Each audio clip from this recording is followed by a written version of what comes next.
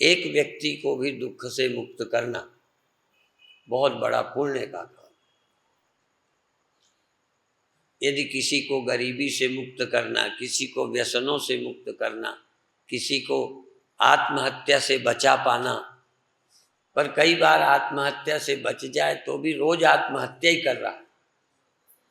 दुखी आदमी रोज अपनी हत्या करता है, भले समझ नहीं आए। वो जीना ही क्या है?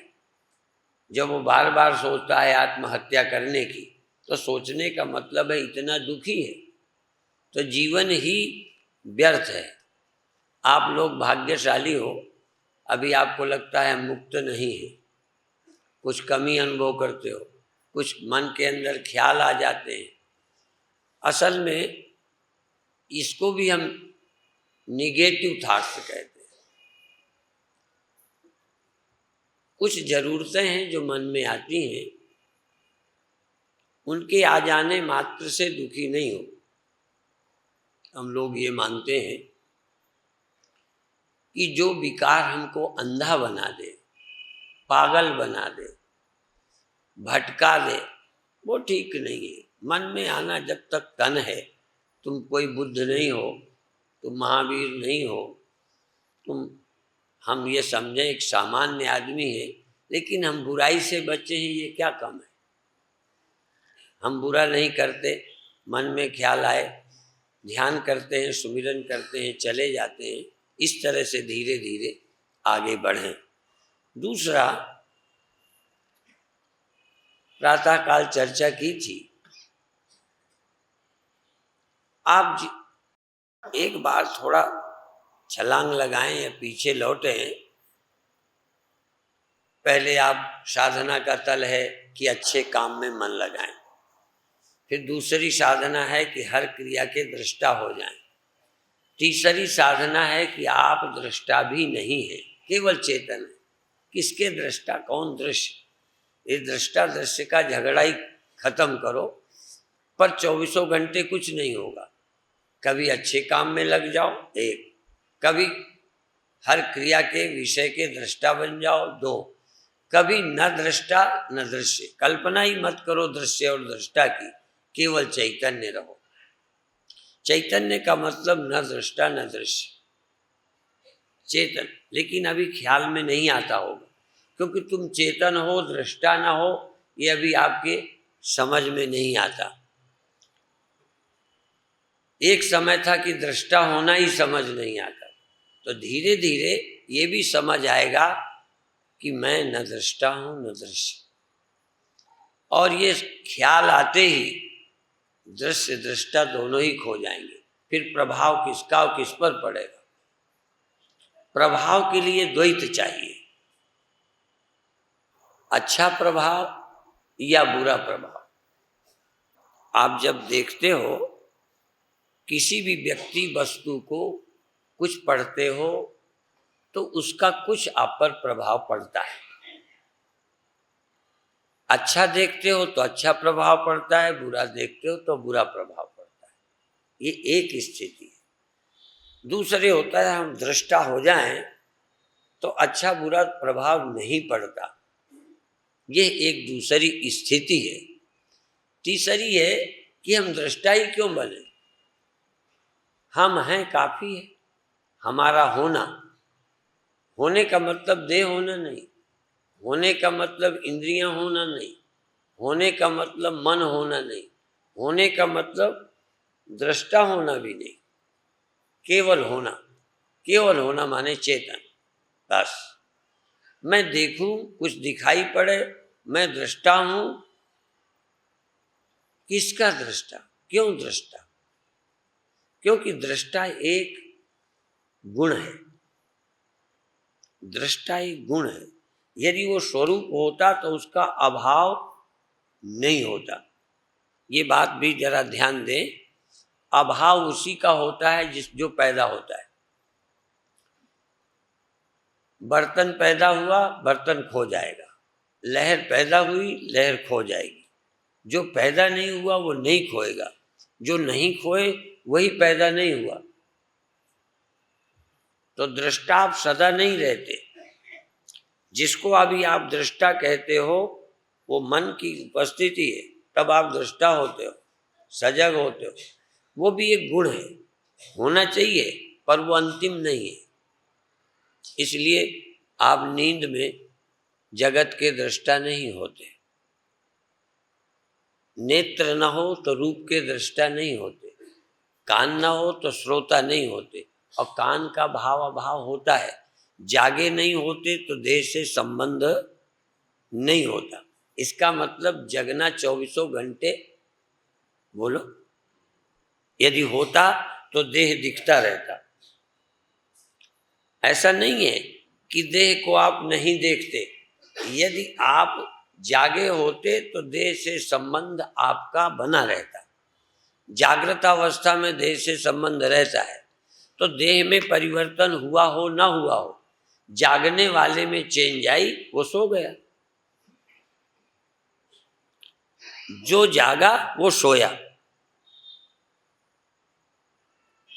कुछ तो हुआ। यदि वो चेतन स्वरूप होता तो सो नहीं सकता। कोई विशुद्ध चीज जो मिल के नहीं बनी उसमें चेंज नहीं हो सकता। तो ये चैतन्य जो दृष्टा बनता है उसमें मन बुद्धि शामिल है। इसलिए जब जागता है शरीर को देखता है, जब बुद्धि थकती है सोता है तो नहीं देखता। तो थकना शुद्ध चेतन में नहीं होता। जैसे शरीर से थक जाते हो, नहीं थकते। ये शरीर प्रकृति का है, एक समान नहीं रहेगा। फिर इसी तरह से ये शरीर एक समान जमान नहीं रहता। यदि ये आत्मा होता तो चेंज नहीं हो सकता। इसलिए ध्यान दें कि ये जागना और सोना भी आत्मा का स्वरूप भूत गुण नहीं है। ये प्रकृति के गुणों से युक्त है। जो दिया जलता है वो बुझ जाता है, जलने वाला दिया बुझता है, नियम है। चूंकि ज्योति स्वतंत्र नहीं है, स्वतंत्र, ये जो दिया जलाते हो स्वतंत्र नहीं है। किसके अधीन है? तेल के, बत्ती के अधीन है। कभी कभी तो तेल बत्ती रहते हवा का झोंका भी बुझा सकता है। तो जो चीज अपने बल से नहीं है, किसी के आश्रित है, वो जब तेल घट जाएगा तो ज्योति। तो ये जगना आपका बुद्धि पर निर्भर है, मन पर निर्भर है। जिसको आप चेतन या आत्मा कह रहे हो, ये आत्मा नहीं है। आत्मा के रहते तो है पर आत्मा नहीं है। इसीलिए बार बार समझाते हैं कि जो शीशे में रिफ्लेक्शन है वो हिला सकते हो, वो हिल जाएगा, क्योंकि वो शीशे पर निर्भर है। वो स्वतंत्र प्रकाश नहीं है। जो स्वतंत्र प्रकाश है वो शीशे के हिलाने से नहीं हिलता। अब गड़बड़ ये है कि सूर्य यदि अपने को सूर्य न समझकर रिफ्लेक्शन समझे और रिफ्लेक्शन ही दिखे तो समझेगा मैं हिल गया। और वो रिफ्लेक्शन से देखता है तो कहेगा अब मैं देख रहा हूं, इधर कहोगे अब मुझे वो नहीं दिखते। जैसे अभी तुम आंख मेरी तरह मैंने इधर कर ली, तब ये मुझे गोविंद भाई दिखने लगे। थोड़े थोड़े इधर के लोग दिखते हैं ऐसे, और ऐसे करा तो ये दिखने लगे। तो आंखों के पीछे चेतन नहीं हिला, केवल ये ऊपरी हिस्सा इधर को किया है, इधर दिखने लगा। ये तो ऊपर का बताया। अब भीतर भी है। मैं मन से आंख पर आया और मैं मन से श्वास पर चला गया। यदि मन से श्वास पर चला गया तो दिखना मन से चला। आंखों से जैसे चल सकते हो, थोड़ा शरीर से चल लेते हो, मन से भी चलते हो। जब ध्यान आपका आंख में आया देखा, जब ध्यान आपका मन श्वास में गया तो श्वास का पता चलने लगा, जप में चले गए। ये जाना कैसे हुआ? डायरेक्ट आत्मा नहीं चलती, तो मन के कारण चल है, सुख दुख है। यदि आप मन रहित हो जाएं तो केवल चेतन रह जाएंगे, फिर चलेंगे नहीं, और चलने का भ्रम भी टूटेगा। शीशा हटा लें, फिर सूर्य को हिलाएं, शीशा हटा के, अच्छा शीशा लगा के सूर्य हिलाएं, हिल जाएगा। पर शीशा लगाकर हिलाएंगे तो सूर्य को, शायद सूर्य तो दिखता नहीं, रिफ्लेक्शन दिखता है, उसी को मैं समझता है तो हिल गया। प्रातःकाल एक और बात कही थी कि सूर्य भी एक इकाई है, इसलिए एक भ्रांति उससे बनेगी। पर यहाँ एक हम भ्रांति निवारण चाहते हैं, बहुत जरूरी है। सूर्य को ये शीशा लगाकर यूं यूं कर दे तो तुम्हारी सभा सूर्य देख लेगा। मान लो बाहर होता, दिन का टाइम होता, शीशा लगाते और विंडो से लाइट अंदर करते तो ये सभा सूर्य को नजर आने लगती। ठीक, दूसरा शीशा लगा दे तो दूसरे शीशे से भी वही सूर्य तुम्हें देखेगा, क्योंकि सूर्य, जरा ध्यान दे, देखना बदल तो सकता है। यदि शीशा फेर वाला लगा दे तो आप बड़े बड़े देखेगा सूर्य, वैसा लगाएं तो छोटा छोटा देखेगा सूर्य, पर देखने वाला वही सूर्य। शीशा बदल कर दिखाएं तो भी सूर्य कहेगा मैंने देखा। दूसरा शीशा लगाएं तो उस शीशे से भी सूर्य कहेगा मैंने। जैसा कि मैंने बताया था कि आप एक हैं, आप माने अहंकार, दृष्टा एक है। एक एक शरीर में बोलो एक एक दृष्टा है, दो दृष्टा नहीं है, एक दृष्टा है। और इसलिए कान से सुना मैंने, आंख से देखा मैंने, केवल आंखों इंद्रियों के अलग अलग होने से दृष्टा को ये भ्रम नहीं हुआ कि देखा तो मैंने, सुना पड़ोसी ने, सुना भी मैंने, देखा भी मैंने। एक प्रश्न होता है, यदि आत्मा दृष्टा है, जरा ध्यान दें, यदि ब्रह्म या चेतन दृष्टा है तो, और चेतन एक है संसार भर में, तो मन 100 हो तब भी एक ही चेतन सबका दृष्टा होगा, और वो सब मनों से जान लेगा। जैसे मैं इस आंख बंद करके, बाईं आंख बंद करके गोविंद भाई को देखता हूं, ठीक, अब तो दोनों में गोविंद भाई को मैंने देखा या दाईं आंख ने या बाईं आंख ने? बोलो, मैंने देखा। यदि मन हजारों भी होवे, पर यदि चेतन एक दृष्टा है तो फिर सब मनों के द्वारा वो एक ही ज्ञाता हो जाएगा। पर ऐसा नहीं हो रहा, इसलिए मैंने प्रातः कहा था चेतन एक नहीं है,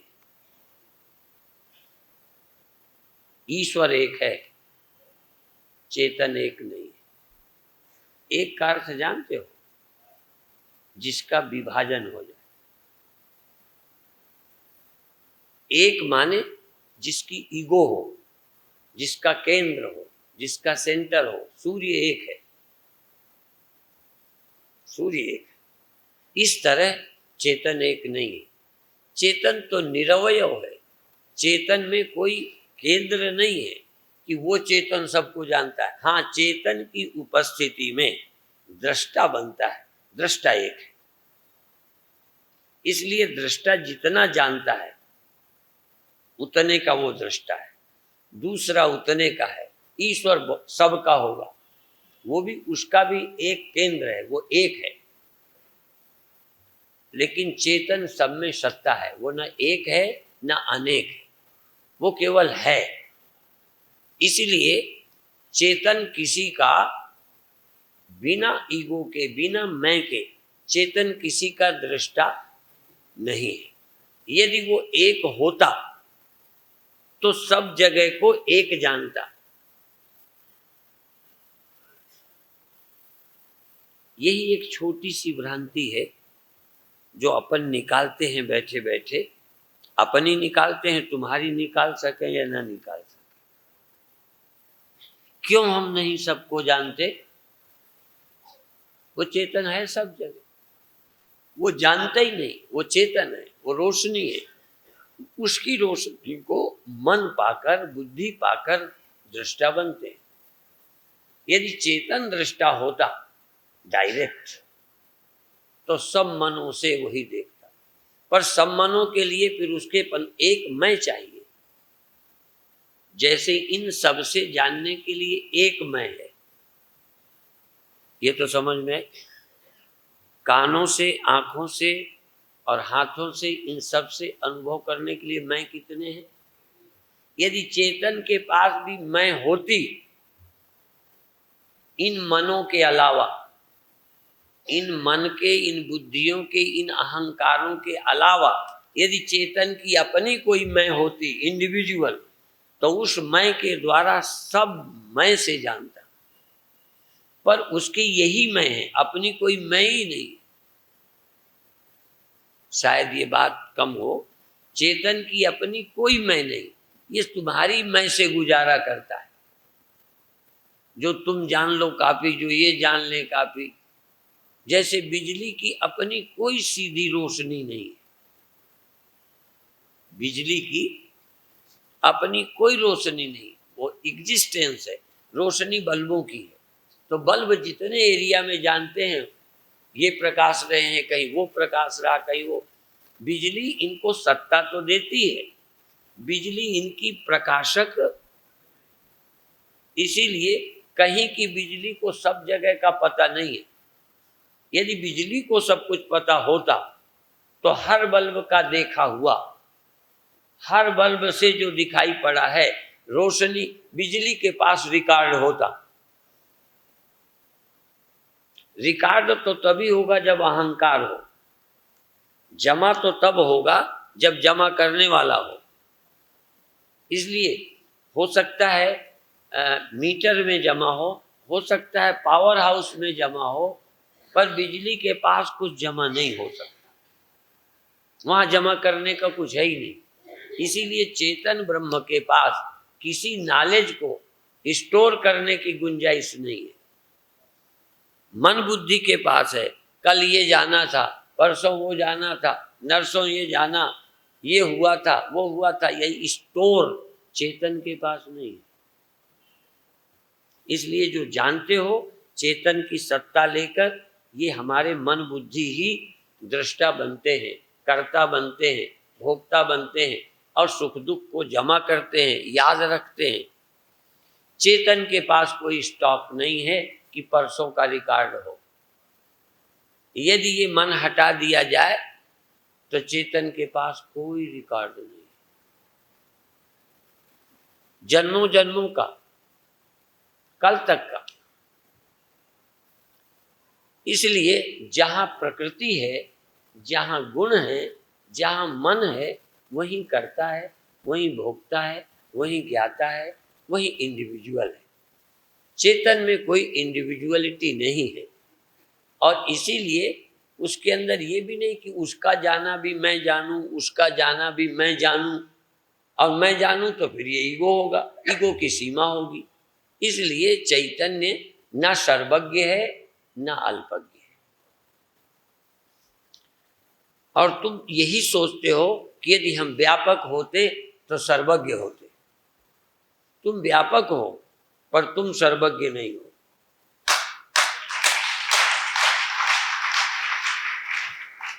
व्यापक कभी सर्वज्ञ नहीं होता। सर्व और अल्पज्ञ जहां कोई केंद्र होगा, जहां केंद्र होगा तो छोटा हो सकता है, बड़ा हो सकता है। दीपक छोटा है, बल्ब उससे ज्यादा बड़ा है, चंद्रमा सूरज और बड़े हैं, पर व्यापक नहीं है। वहां से रोशनी जमीन पर फेंक रहे, यहां नहीं है। यहां होता तो रोशनी यहां ना फेंकता, वहां है इसलिए फेंकता है। किरण कहां जाएगी, रोशनी को कहां फेंकेगा, सेंटर से, उसका सेंटर है। परमात्मा का कहीं सेंटर कि वह यहां से बैठे सब जगह को जानता है। हाँ, ईश्वर जरूर जानता है। आप कहोगे ईश्वर क्या है? ब्रह्म ही जहां माया उपाधि वाला है उसका नाम ईश्वर, और ब्रह्म ही जहां मन उपाधि वाला है उसका नाम जीव है। असल में जो ब्रह्म है न जीव है न ईश्वर है। ये वेदांत की ही बात है। वेदांत तो आजकल कोई पढ़ता ही नहीं, और वेदांत आजकल कोई पढ़ाता ही नहीं। वेदांत एक प्रक्रिया ग्रंथ है। शंकराचार्य एक ऐसे गुरु हुए हैं, आचार्य, मुझे नहीं लगता उनके बाद कोई उन जैसा आचार्य पैदा हुआ।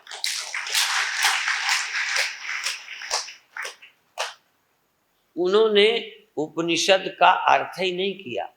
उपनिषद के अर्थ निकालने के लिए कैसे प्रक्रिया चाहिए, प्रक्रिया के ग्रंथ लिखे हैं। पंचीकरण शंकराचार्य। हम लोग अपनी किताबों में, हमारे गुरुदेव की मंडल में बहुत किताबें हैं जिनमें पंचीकरण लिखा है, पंचभूतों से ये बना, कैसे बना, ये सब बातें शंकराचार्य ने लिखी। असल में मूल वेदांत के समझने के ढंग भी शंकराचार्य ने के। विवेक चूड़ामणि उनका, आत्मबोध उनका, पंचीकरण उनका, और दृग दृश्य विवेक, आहा, उन्होंने संपूर्ण इस सत्य को कैसे समझा जाएगा, कैसे कैसे अड़चने आती हैं, उनको क्लियर किया है। ये भी उन्हीं का बोला है जो मैं बोल रहा हूं, कार्योपाधिरयम् जीवः कारणोपाधिरीश्वर। कारणोपाधि से ईश्वर नाम है, और अविद्यो अंतःकरण उपाधि से जीव नाम है। उपाधि ना हो तो उसका नाम ब्रह्म है। तो ब्रह्म कभी सर्वज्ञ और अल्पज्ञ भी नहीं। तो तुम क्या चाहते हो, ईश्वर हो जाए या ब्रह्म?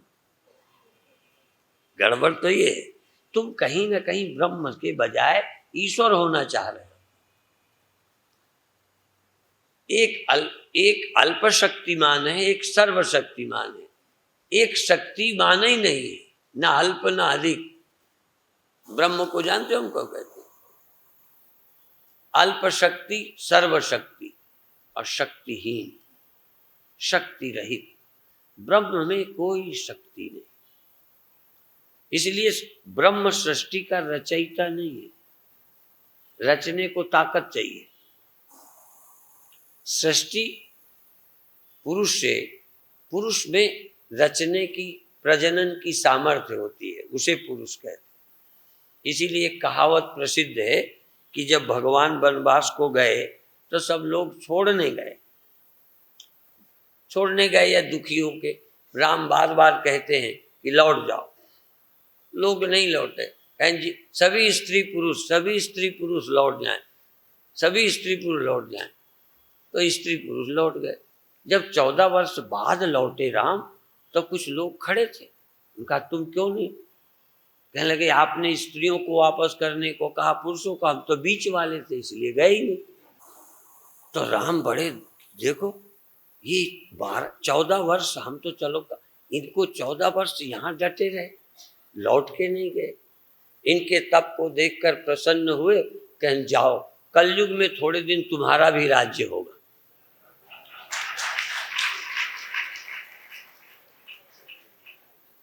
तो जब हिजड़े राज्य करते हो, हिजड़े का मतलब नपुंसक, जो कुछ कर धर न सके, सब कुछ होता रहे, आतंकवाद दुनिया सब होता रहे हिजड़े की तरह, चाहे वो कांग्रेसी चाहे भाजपाई, ये हिजड़ा ही है। तुम ये मत समझना कि ये कोई हिजड़ा नहीं थे, ये भी बैठ के देख आए। तो ये उदाहरण केवल इसलिए दिया कि पुरुष और स्त्री ये दोनों प्रजनन करते हैं। ब्रह्म न स्त्री है न पुरुष है, नपुंसक है।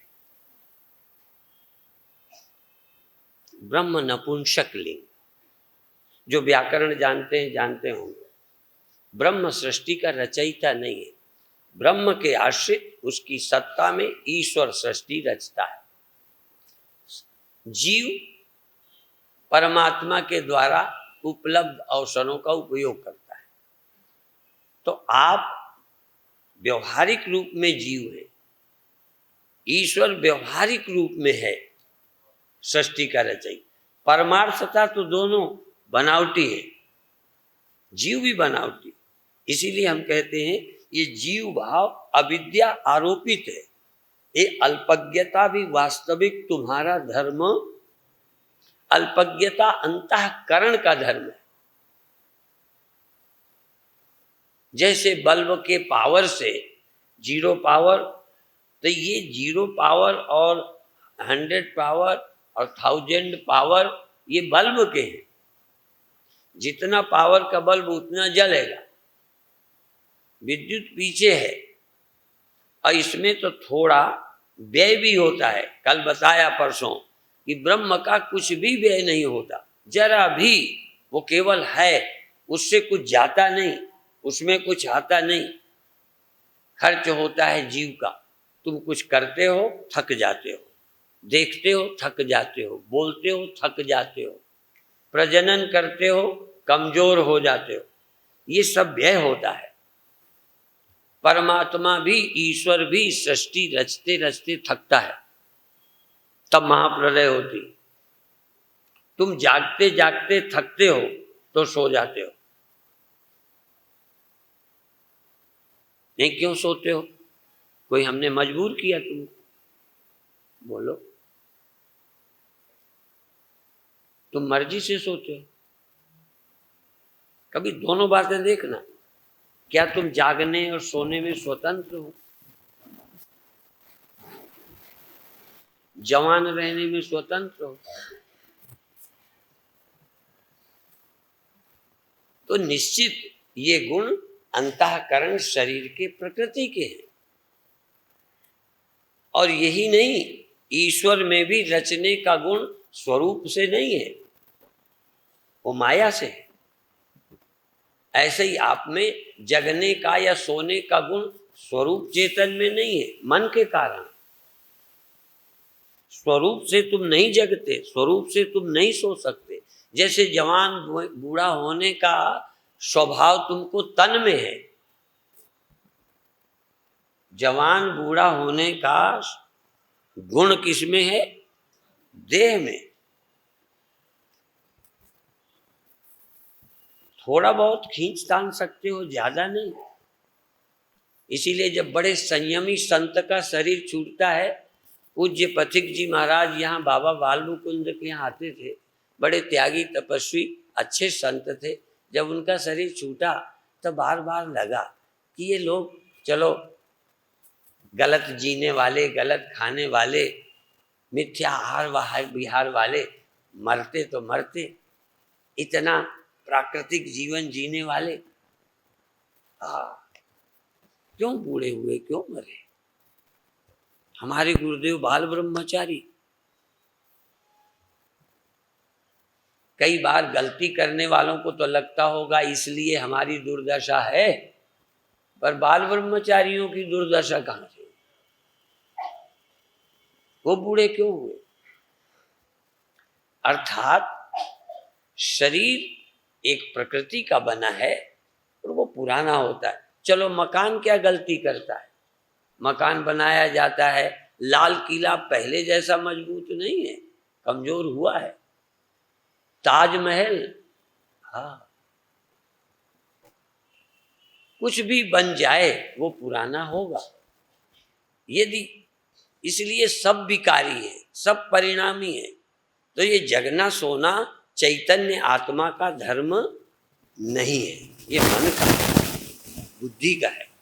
तभी तो गुरुदेव के समय कीर्तन गाते थे। फिर मैं दोहरा दूं लाइन, जागृत स्वपन सुषुप्ति है बुद्धि की अवस्था। अब तुम नहीं मानते, हम क्या करें? तुम मानो कि मेरा धर्म है तो बने रहो, क्या करें? और तुम सोचो कि जगना सोना बंद हो जाए तब मानेंगे कि हम नित्य शुद्ध मुक्त हैं, तो तुम कभी नहीं हो सकते। गारंटी करता हूं, यदि तुम कहो ये सब धर्म जब समाप्त हो जाएंगे तब मैं ब्रह्म होऊंगा, तो तुम कभी नहीं हो सकते। ये सब होते रहे, तुम ये नहीं हो, ये समझो। तुम चाहते हो ये शरीर बूढ़ा क्यों होता है, तो किस ज्ञानी का शरीर बूढ़ा नहीं हुआ? यदि तुम सोचते हो कि स्वामी जी गुरुदेव तो कभी नहीं सोते थे, तो ऐसा कौन गुरुदेव है जो कभी नहीं सोया? तो पुराने वाले तो तुम देख नहीं पाए, मेरे गुरु के दर्शन तो नहीं कि मेरे ही कर लो। पुराने वाले तो नहीं देखे, नए वालों को देखो, कौन गुरु नहीं सोता। और फिर भी गुरु कहते हैं कि हम कभी नहीं सोते, इतनी गप मारते हैं। या तो ये कहो कि तुम उसे गप समझते हो, क्योंकि तुम समझते नहीं हो। यदि समझते होते तो गुरु कहते हैं हम तो तीनों काल में सोते ही नहीं, हम तो तीनों काल में सीमित नहीं। ये सीमित मन है, मैं सीमित नहीं हूं, मैं असीम हूं, मैं ब्रह्म हूं। तो तुम ना तो ये मानो गुरु ब्रह्म है, और गुरु ब्रह्म क्यों है? क्योंकि शरीर नहीं है, मन नहीं है, कैसे ब्रह्म है वो? तो यदि शरीर रहते, मन रहते, गुरु ब्रह्मा गुरुर्विष्णु गुरुर्देवो महेश्वरा गुरु साक्षात परब्रह्म। यदि ये बात तुम्हारी समझ में आ गई, गुरु सोते जगते खाते ब्रह्म, और फिर भी वो ब्रह्म, तो तुम सब खाना पीना बंद करके, सोना बंद करके, मर करके ब्रह्म होगे।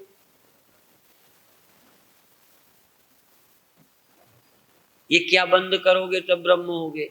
गुस्सा बिल्कुल नहीं आनी चाहिए, ठीक है ना?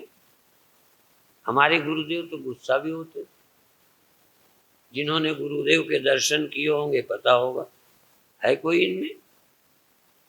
हाँ, वो पीछे हाथ उठा। और गुरु जी को तो छोड़ो, औरों पे किया हो ना किया हो, हमारे 2 लठ मारे पीठ पर, इतना तो कोई गधे को भी ना मारे जितना हमें पीटा। और एक को तो मारा बहरा हो गया। हाँ, हम लोग तुमको खरगोश के बच्चों की तरह पालते रहते हैं, नरम नरम। गुरुदेव के पास होते तो मार डंडों ठीक कर देते।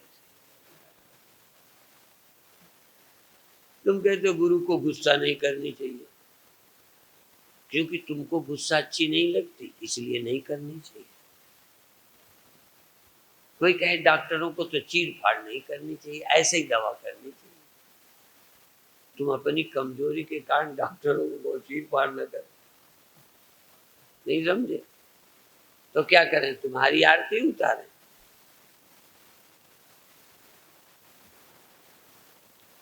तो कई लोगों ने कहा ये नहीं करना चाहिए, कृष्ण भगवान को तो लड़ना ही नहीं चाहिए, तो पिटते रहना चाहिए, बदमाशों को बढ़ते रहने देना चाहिए। हाँ, तुम्हारी परिभाषाएं अपनी जगह। हम एक ही बात कहते हैं कि इस प्रकृति से असंगता का स्वरूप बोध हो जाना चाहिए।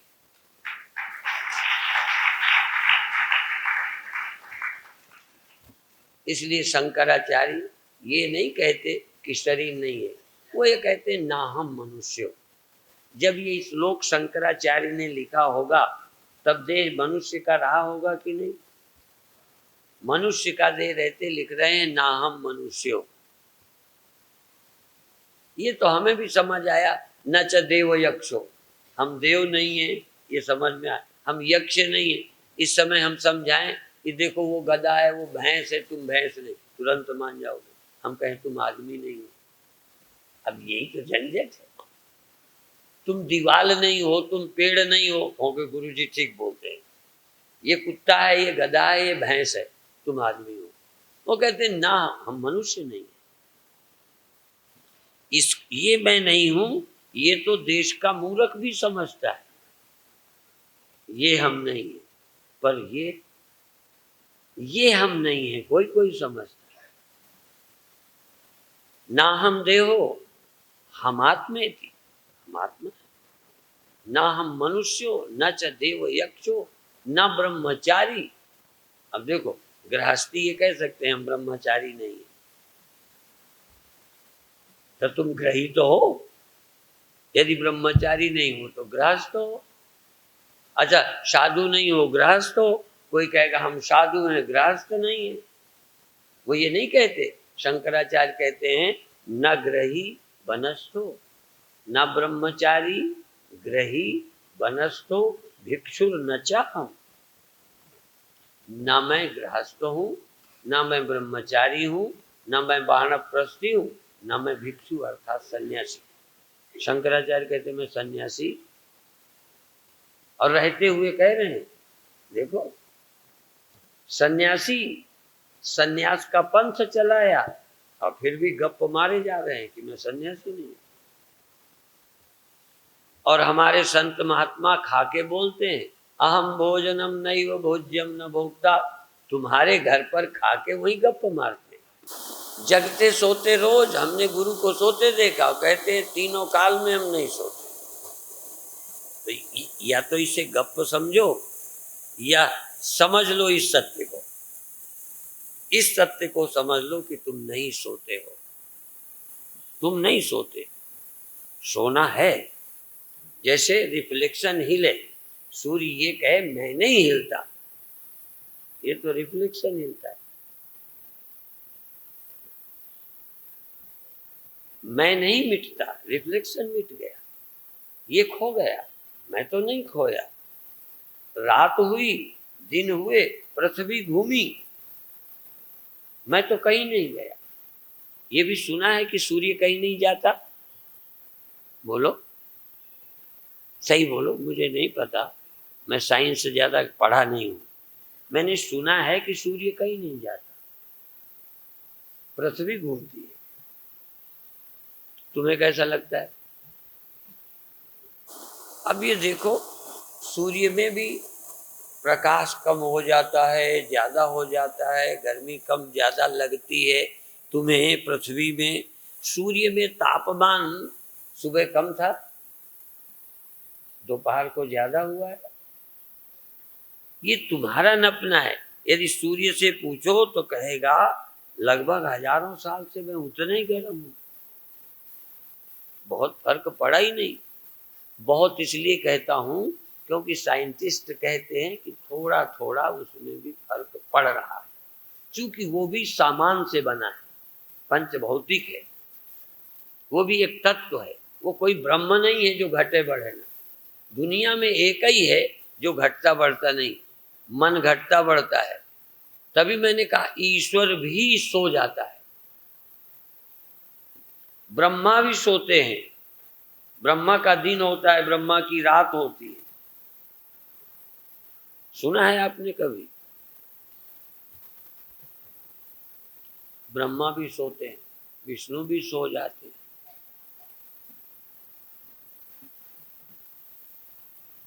जब ईश्वर सोते हैं तो दुनिया नहीं होती, जब जगते हैं फिर दुनिया खड़ी कर देते। सिर्फ एक बात है, ईश्वर मरते कभी नहीं, मरते नहीं। और तुम भी एक अर्थ में मरते हो, एक अर्थ में नहीं। कार्य दृष्टि से तो हो जाते हो, कारण दृष्टि से विलय हो जाते हो। जैसे तुम रोज सुबह पैदा होते हो और रोज शाम के चले जाते हो। बिल्कुल ऐसा लगता है जैसे रहते ही नहीं, पर फिर भी मरते नहीं। तुम भी सो ही जाते हो, मरते नहीं। तुम भी अव्यक्त हो जाते हो, अव्यक्त हो जाते हो, समाप्त। इसलिए जीव भी अनादि है, केवल कार्य उपाधि से लय होता है, कारणोपाधि से बना रहता है, इसीलिए दोबारा फिर होता है। ईश्वर कारणोपाधि वाला है, इसलिए बना रहता है। और ब्रह्म उपाधि ही नहीं है, ब्रह्म तो निरुपाधिक का नाम है। इसलिए सर्वज्ञता और अल्पज्ञता ब्रह्म में कल्पित है, आरोपित है, मिथ्या है। ये जागना और सोना चेतन आत्मा में आरोपित है। पहले ये समझ लो, तुम में जगना और सोना झूठ है। जगना सोना बुद्धि के कारण तुम में आरोपित है। तुम आज तक न सोए न जागे तुम, पर यदि तुम कहो जगना सोना बंद हो जाएगा तब हम गुरु की ये बात मानेंगे, तो न गुरु तुम्हें समझा सकेंगे, न गुरु में दम है। और गुरु ये भी कह देंगे उस अर्थ में तो मैं भी सोता जगता हूं, उस अर्थ में तो मैं भी पैदा होता मरता हूं, तेरे को क्या बचाऊं। जिस अर्थ में मैं बचा हूं, जिस अर्थ में तुम बचना चाहते हो गुरु नहीं बचे, और जिस अर्थ में गुरु बचे तुम समझते नहीं हो। ये दोनों राज हैं। क्या हम जगते सोते नहीं? क्या राम नहीं जगते? राम अरुण शिखा ध्वनि कान, सबसे पहले जगतपति जागे राम सुजान। राम जागे तो क्या समझते हो तुम? वेदांत इतनी गहरी विद्या है कि कर करा के यह गुण साधन से नहीं होई। तुम कितनी प्रैक्टिस करो, सोने जगने से रहित बोलो, और यदि चाहो तो आज ही रहित हो, कल नहीं। बिना किए आज भी सोने जगने से तुम परे हो, बियॉन्ड स्पेस, बियॉन्ड टाइम। तुम जगत के पार आज हो, आज। और नहीं समझो तो चाहे जितनी मेहनत करो पार नहीं होगे। और चाहे 10 वर्ष बाद, चाहे 10 जन्म बाद, चाहे 10 करोड़ जन्म बाद जब समझोगे तो समझ में ये जाए कि हम सबसे पार हैं। हमने क्या किया जब ये समझ में आई? सोना जगना बंद कर दिया, तब समझ में आई। कब समझा हमने? और तुम कब समझोगे? जब बच्चे नहीं होंगे, घर का नहीं होगा, नौकरी नहीं करोगे, तब कब समझोगे ये? इसलिए ये बात केवल समझने की है। जब समझ आई तब ये समझे कि सतगुरु दर जाना पड़ता है। ये समझने के लिए किसी गुरु के दर में समझ जाना पड़ेगा। जो समझ गए, जो खुद ही है कि अभी तुम सदा नहीं जाग सकते, तुम गुणाकेश नहीं हो, कैसे तुम गुणातीत हो सकते हो? अभी तो तुम में सतोगुण है, अभी तो तुम में तमोगुण है। तब कोई गुणातीत होता है जिसके गुण नहीं होते? गुण होते हैं फिर भी आप गुणातीत हैं। शरीर होते, शरीर मरते, तुम नहीं मरते। ऐसा नहीं है कि सब बंद करोगे। इसलिए मूर्ख आदमी कर्म के चक्कर में बंधा है कि ये करूंगा, वो करूंगा, ये प्रैक्टिस करूंगा तब ये होगा। और किसी गुरु की कृपा से समझ में आया ये सब होता है, मैं इसका आधार हूँ, मैं इसका अधिष्ठान हूँ, ये सब मुझ में अध्यस्त है, ये मेरी लहरें हैं, ये सब होती रहने पर भी मैं सदा ज्यों का त्यों हूँ।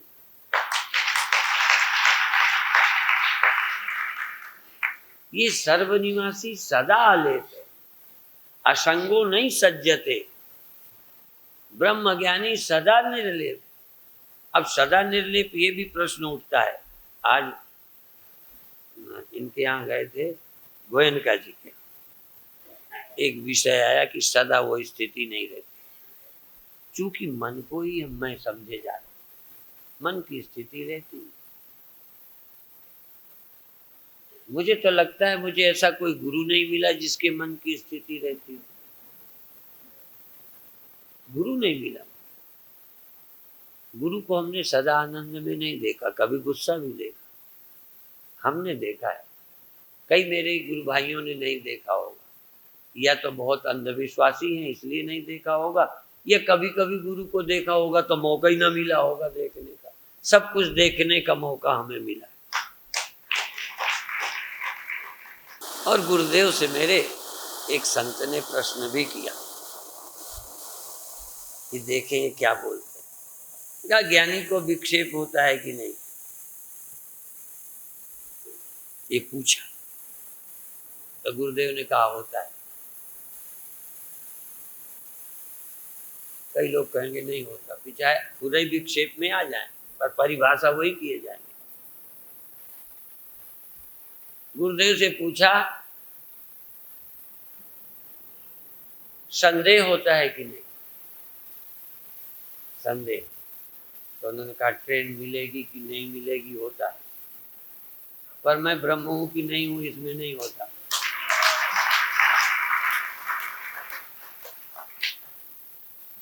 जो मैं समझ, इस पे संदेह नहीं होता कि सोना क्यों आ गया, फिर हम ब्रह्म कैसे, ये ऐसा हो गया तो हम ब्रह्म कैसे, इस तरह कोई संदेह ज्ञानी को नहीं होता। बाकी ट्रेन मिलेगी कि नहीं मिलेगी, आज वर्षा होगी कि नहीं होगी, धूप निकलेगी, कपड़ा सूखेंगे कि नहीं, गीले हो गए हैं, हाँ हमें तो रोज संदेह होता है। हमें तो दिन में इतने संदेह होते हैं कि तुम्हें क्या होते होंगे। ये काम निपटेगा कि नहीं निपटेगा, ये दो व्यक्तियों की लड़ाई सुलझेगी कि नहीं सुलझेगी, कमेटी आज बनेगी कल बनेगी कि नहीं बनेगी। अरे हमारे जैसा संदेह वाला तुम्हें आदमी नहीं मिलेगा, पर हमारे जितना निसंदेह भी कोई नहीं मिलेगा।